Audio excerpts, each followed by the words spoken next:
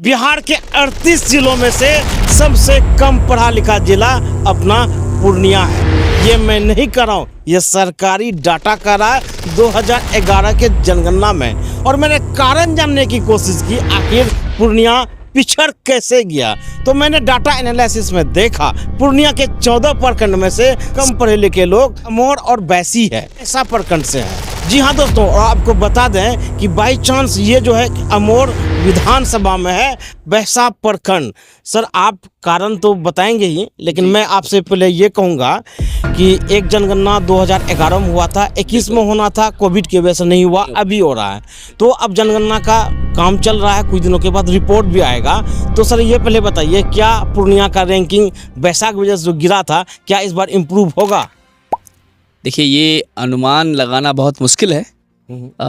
मुझे लगता है कि पूर्णिया फिर से लास्ट में ही आएगी। नहीं, पूर्णिया के सम्मान की बात है सर, गौरव की बात है सर। ये पूरे बिहार में खराब लगता है सुनने में कि पूर्णिया का जो एजुकेशन में रैंक है सबसे नीचे होना। सर समझ रहे हैं सर आप?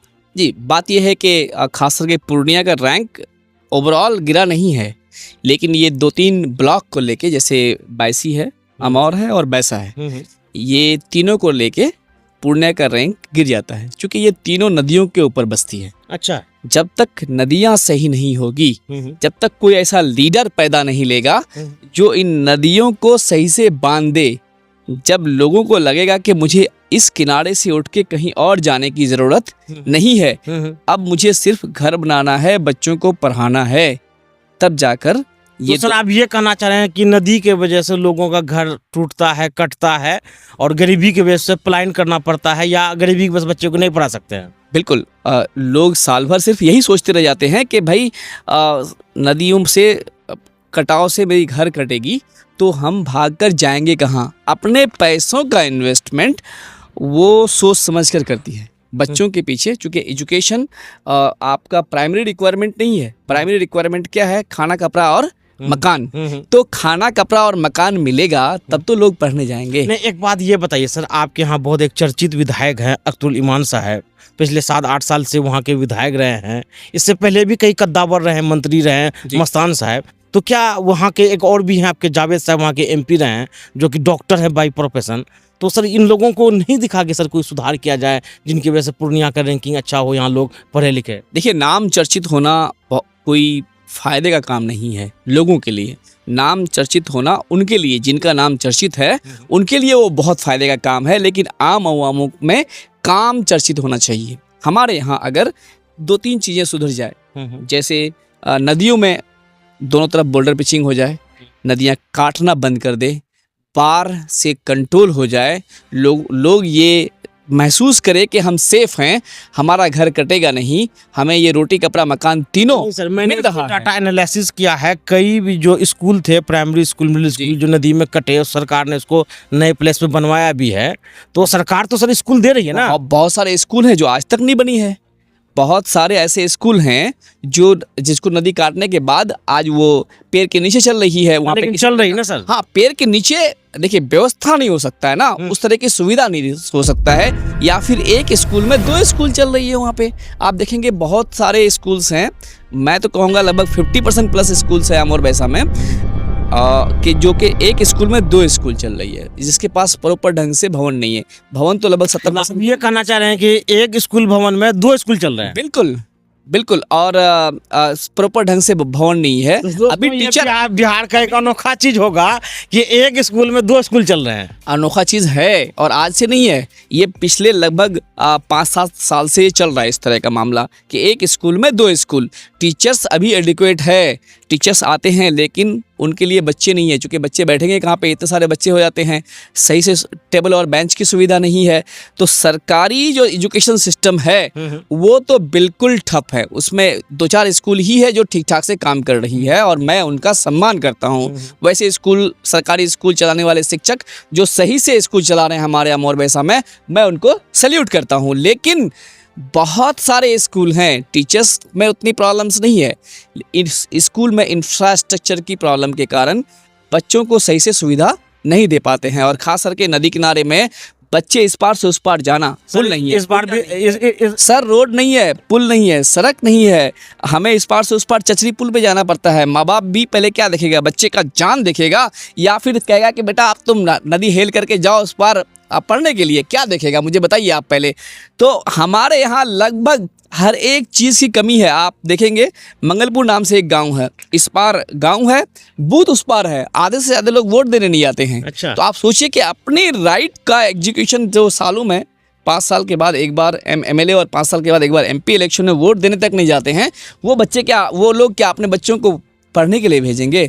अब आप सोच लीजिए, आंगनबाड़ी सर, आंगनबाड़ी, ठीक है, हमारे यहाँ आंगनबाड़ी की सुविधा जो है पूरे वार्ड के लोग नहीं ले पाते हैं, कुछ ही लोग ले पाते हैं। क्यों? चूँकि एक आंगनबाड़ी से कनेक्शन दूसरे आंगनबाड़ी तक का, फिर बीच में कहीं ना कहीं नदी नाला है। तो वो सही करने की जिम्मेदारी जिनको थी, जिनको लोगों ने चुना और जिनको उस तख्त पर बैठाया, आज तक उन्होंने सही से वहाँ के लोगों के लिए काम नहीं किया। यही सबसे बड़ा रीज़न है कि हमें सही लीडर नहीं मिला आज तक। इसलिए अमौर और बैसाख की रैंकिंग, खास करके बैसाख की रैंकिंग पीछे है। और एक कमी हमारे लोगों में भी है, आपको मैं टोक करके ये बात कह रहा हूँ। एक कमी हमारे लोगों में क्या है कि हम लोग जब बच्चा पैदा होता है हमारे यहाँ, तो हम ये नहीं सोचते हैं कि हमारा बच्चा डॉक्टर बनेगा, इंजीनियर बनेगा, IAS बनेगा, IPS बनेगा, मास्टर बनेगा, या कोई जाके क्लर्क बनेगा, या कहीं पे पुलिस वाला बनेगा। ये हम नहीं सोचते हैं सर।